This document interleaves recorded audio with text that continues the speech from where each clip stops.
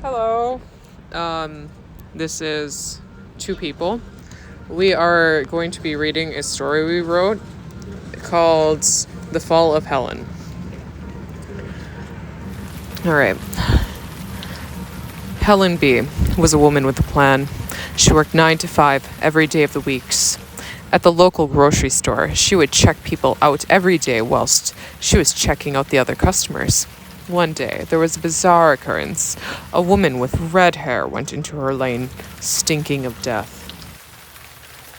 "How are you today?" Helen exclaimed. The woman with the red hair looked at Helen with disgust. "You're way too pretty to work at the store. I have something for you that will make you promoted and get a nice job."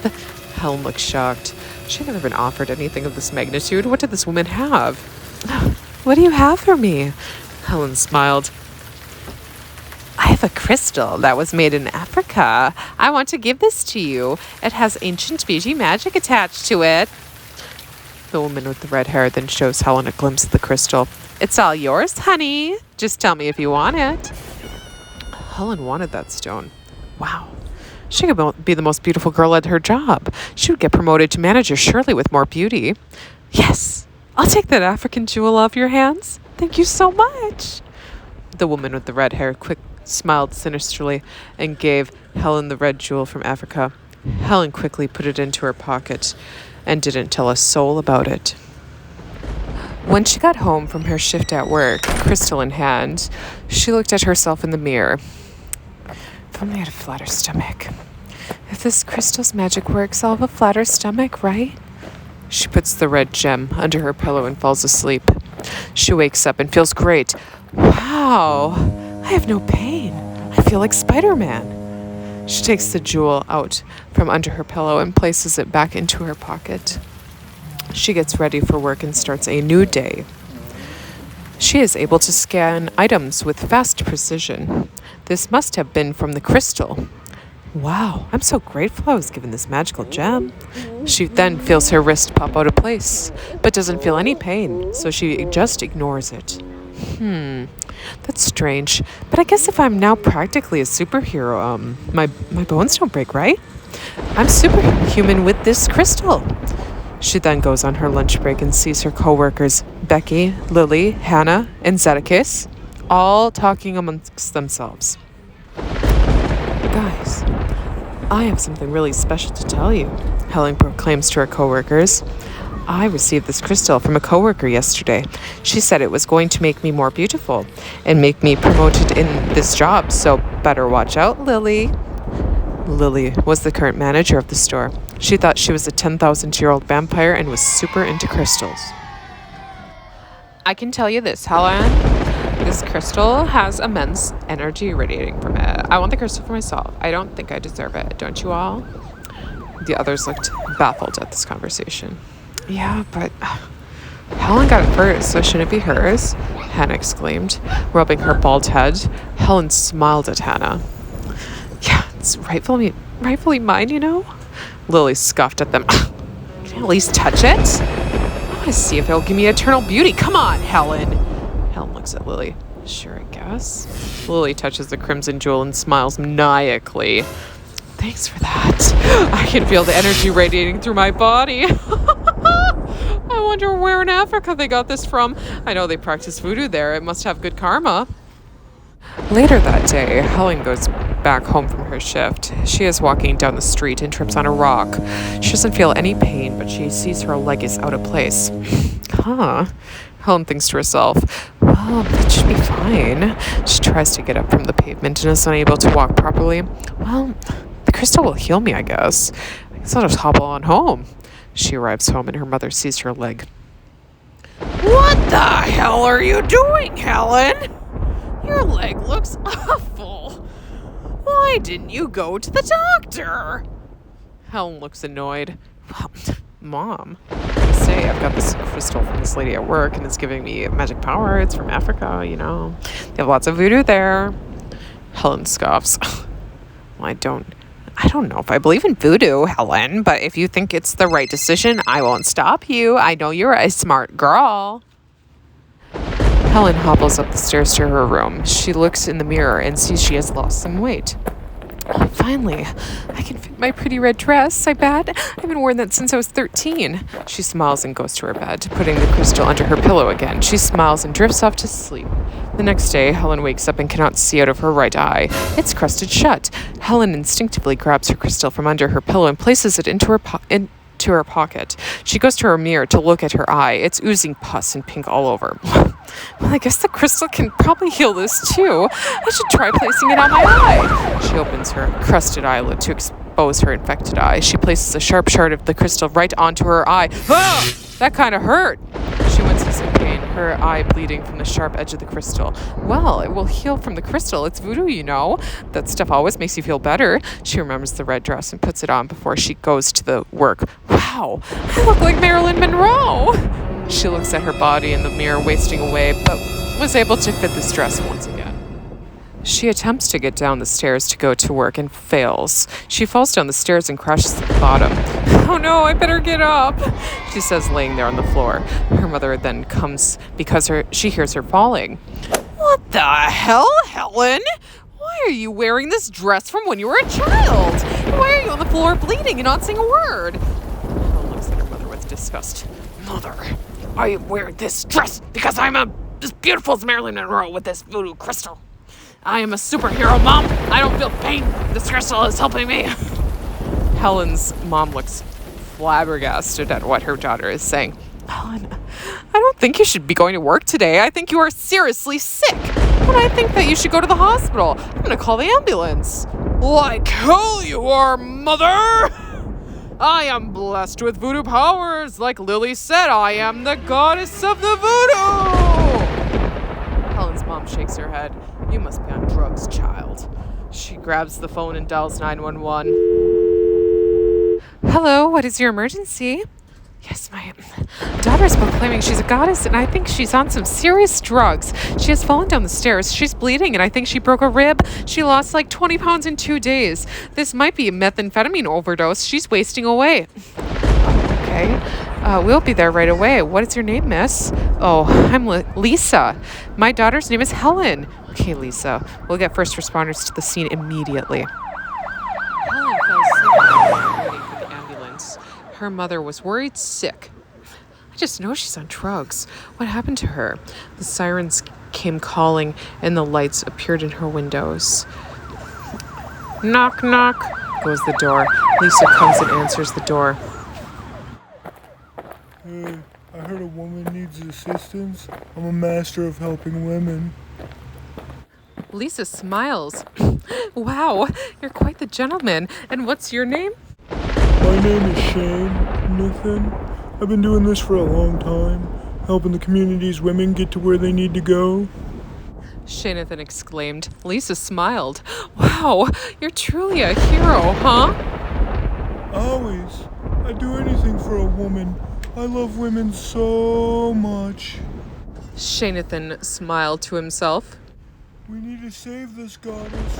Where's my darling Helen? Lisa pointed in the direction of Helen lying unconscious on the floor. Wow, what a beauty. She's wearing such a beautiful dress. I love that color against her skin. Just lovely. Lisa smiled. Yeah, she's always been beautiful, but she's lost so much weight. There's just isn't much to her anymore. That's okay. I'm small frame myself, but made of muscle, you see. He flexes his arm. Look at this pure muscle. Lisa smiles. Wow, what a charmer you are, Shanathan. Yes, all the women love me so much. I have always been called one of those. I'm such a romantic. I once had a woman die for me, you know. Lisa smiled. I bet all the women do that for you. Shanathan looked sad. I loved her. Shanathan grabs Helen and places her on his gurney, ready to be transported to the hospital. She will be safe with me, Mama Bear. Do you want to come with? I'll give you a ride free of charge. Lisa nodded her head. I want to be with my daughter. I'm afraid she's on drugs, you see.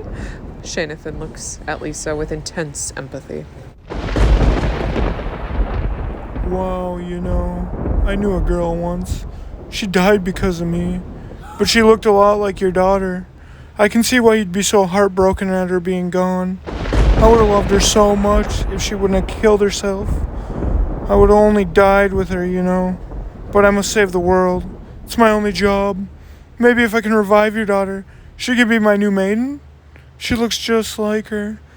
Her name was Helen, too. The spirits told me she would return to me in 5 months after her death. It's been 5 months. Lisa smiled. Wow, what an intuitive man we have here. I trust you with my daughter. They arrive at the hospital shortly. Shanathan and the other hospital staff take Helen to a room and get her hooked up to the equipment and to save her life. Lisa follows the entire time, hoping her daughter will stay all right. Damn drugs, Lisa says to the staff. I don't know if this is drugs. A woman in the corner of the room says in the shadows. She is the nurse on duty. Vicky is her name. She has a curling mop of red hair up on her head. She looks at Lisa with a smile. Daughter isn't on drugs. Jesus told me in my head. She is possessed by the devil. I just know it. The angels of the hospital will need to save her now. Lisa looked puzzled at Vicky. Why do you think that stuff is real? She was talking about voodoo and her manager says that she has this voodoo crystal, but I thought it was just drug-induced psychosis, really. The devil comes in many forms, and in this young lady, it's coming from her stomach. God told me this in a dream I had 2 nights ago. God told me that my husband and I would come across this lady in the hospital, and I would have to save her with my angelic power. This is the one. She is truly possessed by Lucifer himself. Lisa smiles. Wow, you're really a smart nurse. You must save a lot of people every day. Vicky smiles. That's why they call me the Angel of Unit D, miss. I'm the best nurse they have. Vicky starts Helen on pain medication via IV to the arm. What drugs are you using, Vicky? Lisa asks. The good kind. Vicky smiles at Lisa. You don't need to worry about your daughter. I would never let a young soul like this be tarnished by the devil. Lisa sits down and watches some TV whilst Vicky does her thing. Next thing she hears is a buzzing sound, almost like an alarm. Hello? A speaker goes off in the room. Hello? This is Shanathan, just checking in with my sweeties in the room. You angels, God will protect us. Can I come into the room, Vicky, my darling? Yes, Shane!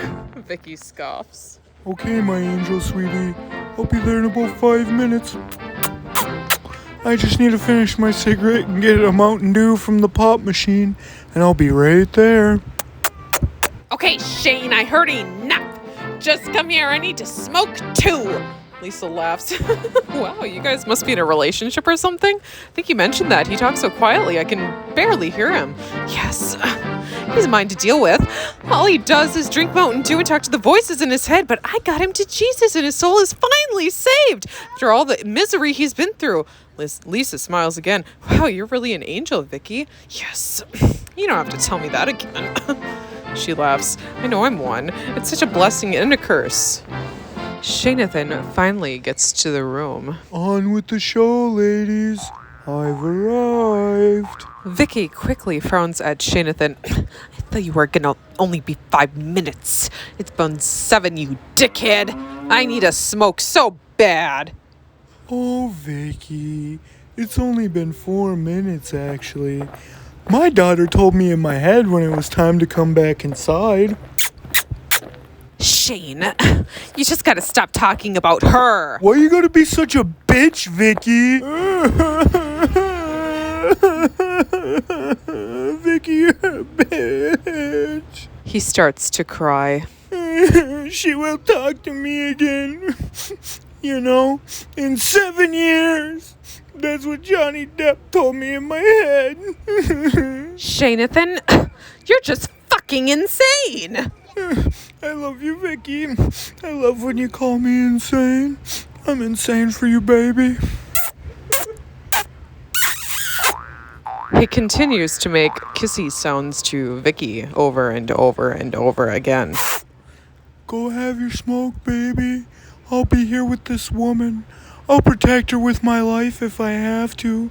I love you, baby. Vicky slams the door and leaves him in the room. Fucking idiot! Vicky screams down the hall. Lisa looks at Shanathan in shock. Why is she so abusive to you? Shanathan lets out a sigh. One time, I was at my daughter's house, and they had a Ouija board there. She touched it and was never the same since. Lisa looked in awe. She started to mentally question her daughter's safety at this point. Wow. So, Vicky's possessed? Yeah. Shanathan mumbles under his breath. He grabs a syringe of morphine from the med cart in the room and injects it in front of Lisa. Oh, this stuff is good for spiraling out, you know. Lisa's eyes grew 10 times larger. Did this man just inject medicine into himself while working? Shanathan, is that prescribed to you? Yeah, I got her mowing a lawn 10 years ago. Never been the same since. I have to take this medicine every hour on the hour. Nurse Carolyn then comes into the room. Shane, can I have some of that too? Lisa looked astonished at what she was seeing. Sure, baby. You're a real sweetheart. Carolyn injects herself with morphine, and Shanathan quickly closes the med cart before the nurses that will tell on them show up. Carolyn proceeds to leave the room to work on her own haul. You're an asshole. Vicky comes into the room. I know you are doing weird stuff in here, Shane. I can sense it. You can't lie to me. Shane starts sweating and stuttering. Vicky, I'm not doing anything. Vicky looks at Shanathan's arm. You liar. You are injecting morphine again at work, You asshole. This is gonna get me fired, and I don't care about your ass. I care about my job and my own ass. Vicky, you're so mean to me. Shanathan starts weeping. I thought you loved me. What a bitch! Vicky shouts. I can never have enough alcohol to contain my hatred for your ass. Vicky, all my wives in my past lives hated me too. Why do you have to hate me, Vicky? Fuck you. Vicky scoffs and spits at his shoe. Get the fuck off my wing. Shanathan then smiles. Oh, Vicky, you're just joking. I love you. You spitfire. You're kind of cute when you're like that, Vicky. Fuck you, Shane. Lisa is worried sick at this point about her daughter. Lisa, your daughter is in the hands of Jesus. Don't worry, Vicky says. Don't worry about this, dumbass. Vicky points at Shanathan. Shanathan starts laughing. Oh, you love me, Vicky. Vicky makes a gagging face to Lisa. Go check on our other patient, Shanathan, will ya? Her name is Lily. She's in a coma. I'm not sure what to do with her. Why, though? I want to be with you, Vicky. For fuck's sake, Shane! How are we supposed to help others when you're a little bitch? Oh, Vicky, you're just joking. Call Carolyn. She will know what to do with Lily. Fuck you, Shane! Get the fuck out of here! But Vicky, this Helen here is the one from my dream. What the fuck are you talking about? Vicky scoffed. The one I loved before. I thought she was dead. It was before I met you. What the fuck, Shane? Vicky grabs her pager and pages Carolyn. You please assist Lily in room 69. I have to help this woman, Helen, and Shane is a bitch. Vicky, fuck you. I'm fucking out of here, you crazy bitch. Jonathan, not watching where he's going, trips on the life support cord attached to Helen. Oh, fuck! Vicky and Shane say at the same time, You fucking idiot! Vicky screams. The pulse meter goes to a dead, cold line of death. Fuck! It's all your fault, Vicky!